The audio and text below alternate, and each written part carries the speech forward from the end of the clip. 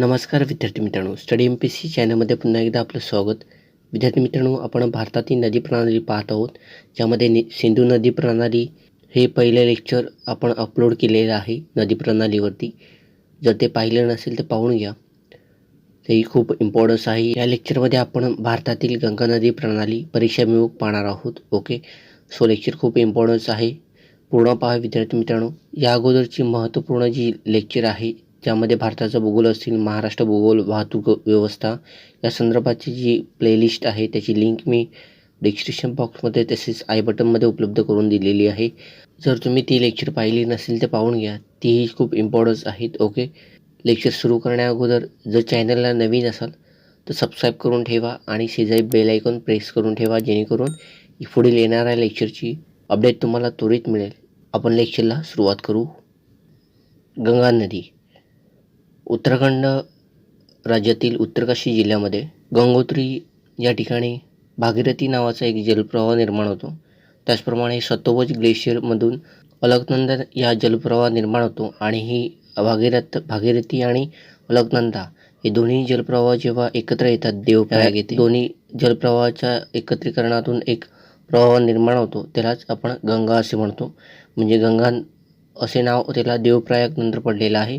जेव्हा भागीरथी नदी आणि अलकनंदा नदी एकत्र येतात, देवप्रयाग येते. ओके, अलकनंदा जी नदी आहे, ओके, तिला अनेक नद्या मिळतात आणि असे 5 प्रयाग आहेत ह्या नदी स्थिरावर स्थित आहेत. ओके, ज्यामध्ये धौलीगंगा ही नदी अलकनंदा नदीच्या लेफ्ट साईडवरून येऊन मिळते, विष्णुप्रयाग येते.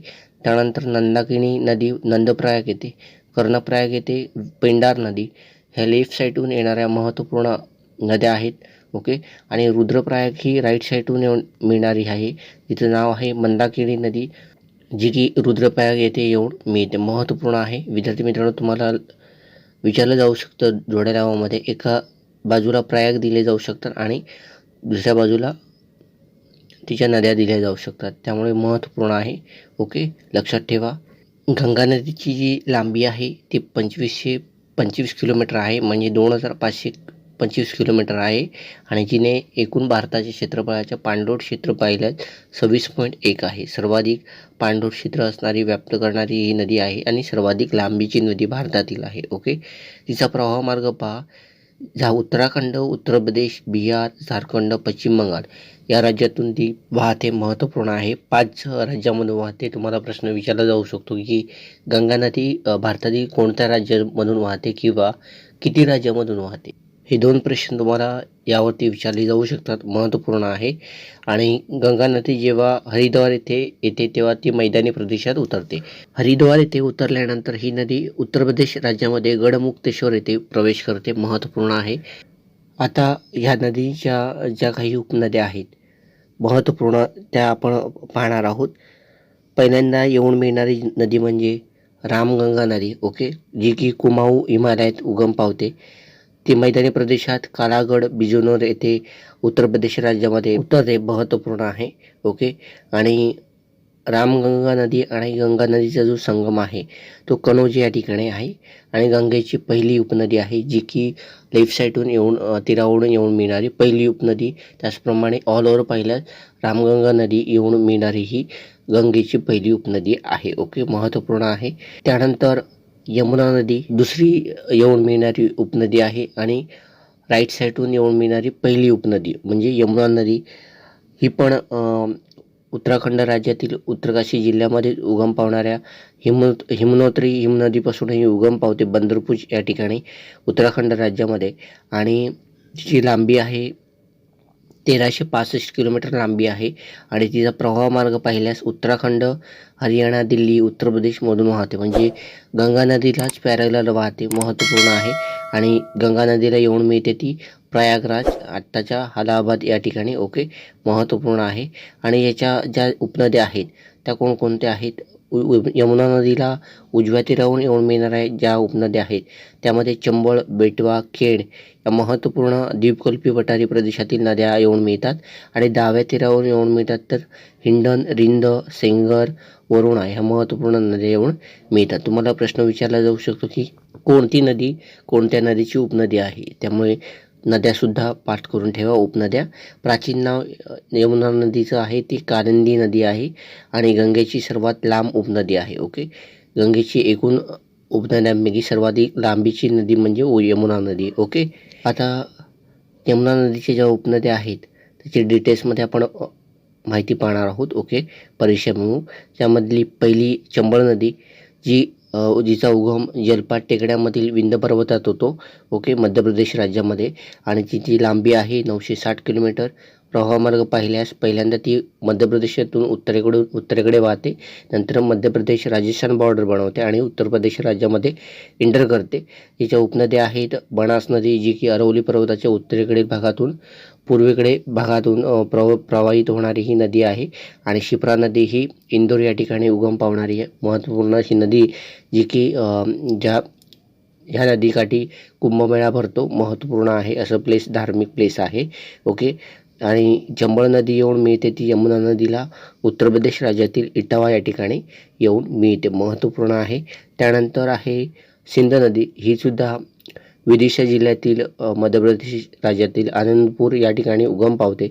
415 किलोमीटर अंतर कापल्यानंतर ती उत्तर प्रदेश राज्यामध्ये यमुना नदीला येऊन मिळते. ओके, त्यानंतर मध्य प्रदेश, उत्तर प्रदेश असा तिचा प्रवाह मार्ग आहे. ओके, त्यानंतर आहे बेटवा नदी. ओके, हिचा सुद्धा उगम आहे तो विंध्य पर्वत आहे. लांबी 590 किलोमीटर. प्रवाहमार्ग मध्य प्रदेश, उत्तर प्रदेश. या नदीला, बेटवा नदीला वेत्रवती नदी असेही म्हणतात, आणि तिचा संगम आहे यमुना नदीचा आणि बेटवा नदीचा हमीरपूर या ठिकाणी होतो, उत्तर प्रदेश राज्यातील. महत्त्वपूर्ण आहे विद्यार्थी मित्रांनो. तुम्हाला संगम विचारले जाऊ शकतात एका बाजूला, आणि दुसऱ्या बाजूला नद्या दिल्या जाऊ शकतात. ओके, त्यामुळे जोड्या लावामध्ये संभाव्य प्रश्न यावरती विचारले जाऊ शकतात, लक्षात ठेवा. त्यानंतर केन नदी, कैमूर टेकड्यामध्ये उगम पावणारी सताना या ठिकाणी. ओके, कैमूर टेकड्यातील सताना या ठिकाणी केन नदीची लांबी आहे 360 किलोमीटर. प्रवाहमार्ग मध्य प्रदेश राज्यातून नंतर प्रवाहित झाल्यानंतर ती उत्तर प्रदेश राज्यामध्ये येऊन यमुना नदीला बांदा या ठिकाणी येऊन मिळते. ओके, आणि या नदीचं जे नाव आहे दुसरं, त्याला कर्णावती असेही म्हणतात या नदीला. महत्त्वपूर्ण आहे विद्यार्थी मित्रांनो. त्यानंतर यमुना नदीनंतर येऊन मिळणारी, लेफ्ट साईडमधून येऊन मिळणारी दुसरी नदी म्हणजे गोमती नदी. ओके, फुलर सरोवर या ठिकाणी उगम पावते.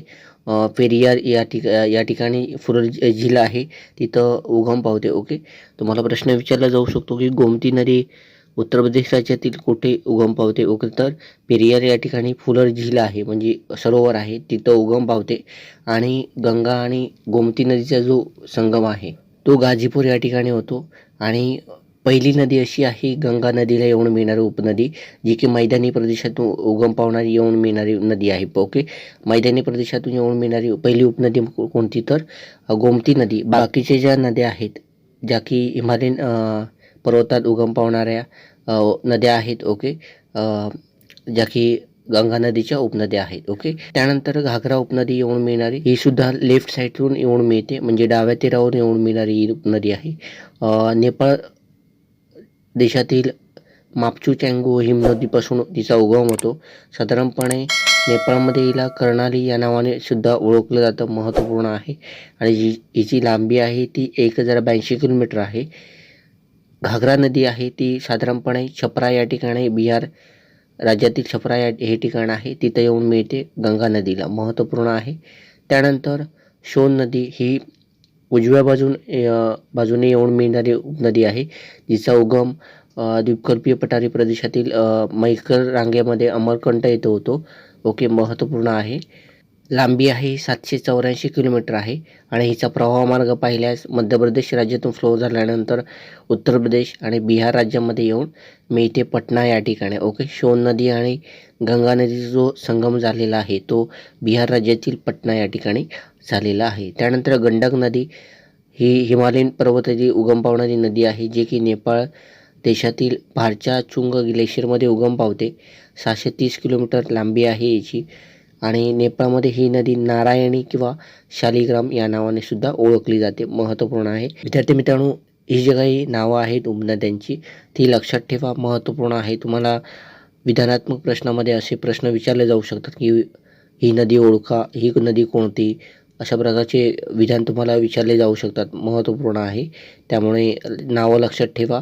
त्यानंतर गंडक नदी आणि गंगा नदीचा जो संगम होतो तो बिहार राज्यातील सोनपूर या ठिकाणी होतो. त्यानंतर कोसी नदी येऊन मिळते, जिचा उगम गोसाईधाम तिबेट या ठिकाणी होतो. गोसाईधाम असं प्लेस आहे, तिथं 7 जलप्रवाह निर्माण होतात आणि या 7 जलप्रवाहांपैकी 4 जलप्रवाह आहेत ते नेपाळमध्ये फ्लो होतात आणि 3 जे जलप्रवाह आहेत तिच्या 3 जलप्रवाहांच्या संगमाने कोसी नदी निर्माण होते. ओके, हे 7 जलप्रवाहांच्या उगमामुळे हे ठिकाण गोसाईधाम सप्तकोशी या नावाने ओळखले जाते. हे 7 जलप्रवाह कोणते तर अरुण, बरून, तंबूर, इंद्रावती, भोलाकोसी, दूधकोसी, सोनकोसी असे हे 7 प्रवाह निर्माण होतात. ओके, अरुण, तंबूर आणि सोनकोसी यांच्या 3 संगमाने 3 जलप्रवाहांच्या संगमाने कोसी नदी निर्माण होते आणि जिची लांबी आहे 729 किलोमीटर.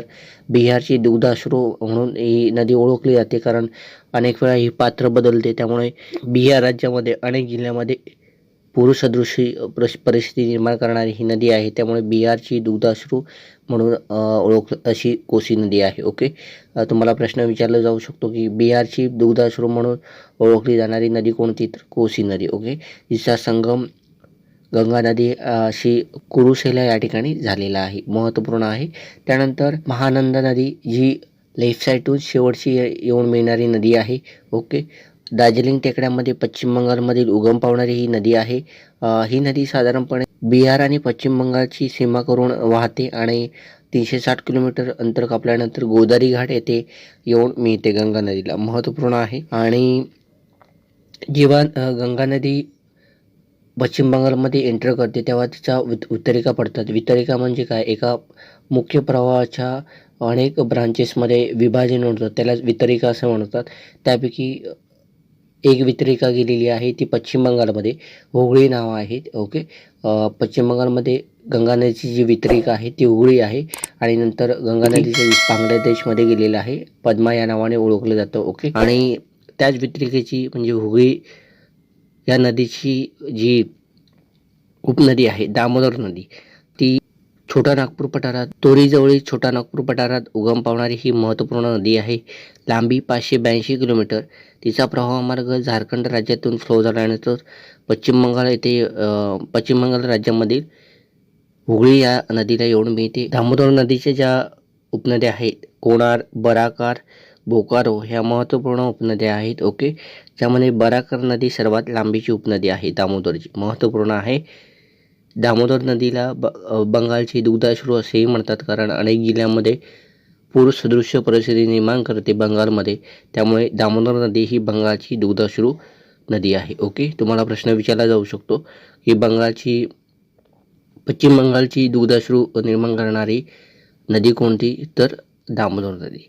अशा प्रकारे विद्यार्थी मित्रांनो आपण परीक्षाभिमुख गंगा नदी प्रणाली डिटेल्समध्ये आपण कव्हर केलेलं आहे या लेक्चरमध्ये. तुम्हाला लेक्चर कसं वाटलं हे तुम्ही लाईक, कमेंट आणि जास्तीत जास्त विद्यार्थी मित्रांना शेअर करा, जेणेकरून अशा प्रकारचा प्लॅटफॉर्म त्यांनासुद्धा उपलब्ध होईल. पुढील लेक्चरची अपडेट मिळवण्यासाठी जर चॅनलला अजूनपर्यंत सबस्क्राईब केलं नसेल तर सबस्क्राईब करून ठेवा आणि शेजारी बेल आयकॉन प्रेस करून नोटिफिकेशन ऑल करून ठेवा, जेणेकरून येणाऱ्या लेक्चरची अपडेट तुम्हाला त्वरित मिळेल. तुर्तास आपण इथंच थांबू, भेटू पुन्हा पुढील लेक्चरमध्ये.